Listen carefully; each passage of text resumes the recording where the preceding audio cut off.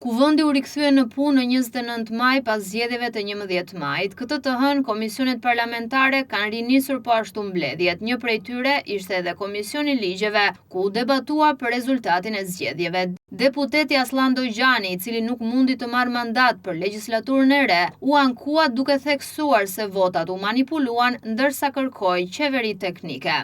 Nuk është thjesht këto zgjedhje për Partinë Demokratike, por është për Shqipërinë. Shqipëria me Edi Ramën që është kapur peng nga ndërkombëtarët, ka për të kthyer shumë shpejt në një arenë betejash mes ndoshta edhe kombeve, mos ndoshta edhe mes shqiptarëve. Prandaj unë do të bëja thirrje si Komisioni i Ligjeve që të reflektojmë gjithë edhe socialistët e ndershëm, të gjithë ato socialistë të cilët e duan Shqipërinë, e duan vendin e vet, të bëjnë gjithçka që në Shqipëri të shkojmë në një qeveri të shpejt, teknike dhe të bëhen njëherë zgjedhje të lira e të ndershme në Shqipëri. Është e vetmja zgjidhje. Siç e tha, çdo parti bën analizën e vet. Kur të analizohet dhe humbja dhe fitoria, po ky s'është vendi për të bërë këtë diskutim, ndërkohë që populli ka folur.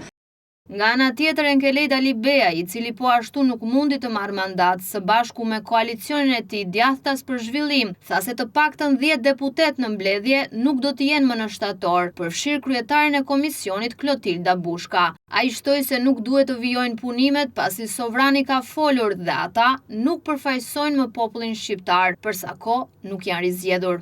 Se di ata përdor tani kryetare, deputet apo jo, më duket jo vetëm për ju, për gjithë deputetët. Zbatojmë kodin e sjelljes. Shoh këtu, s'ka lidhje me kodin e sjelljes, ka me kushtetutën mbi të gjitha. Shoh këtu që jemi 10 shtetat shqiptar, jemi ulur tek kjo tavolinë. Shqiptarët kanë folur, siç u thatë, në 11 maj. Do të thotë 10 veta në këtë tavolinë, nuk e kemi më përfaqësimin nga sovrani për të folur, për të diskutuar e për të votuar. Ju mungon një gjë e rëndësishme. Ju mungon legitimiteti. Ne mund të jemi deputet, në fakt ne mund të jemi ish deputet.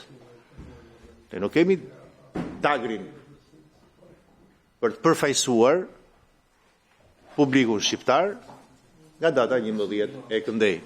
Që ndoshta me veprimtari për shqyrtimin e raporteve, për sa kohë që ato janë thjesht veprimtari rutinë, edhe mund të procedohet, por me miratim projekt ligjesh kjo do të ishte ndoshta në tejkalim të kushtetutës. Të procedohet deri në teorik vetëm me shqyrtimin, për fazën e shqyrtimit të këtyre projekt ligjeve, ndërkohë që miratimi dhe votimi tyre, qoftë komision, qoftë në seancë, do duhet i përcillet kuvendit të ri.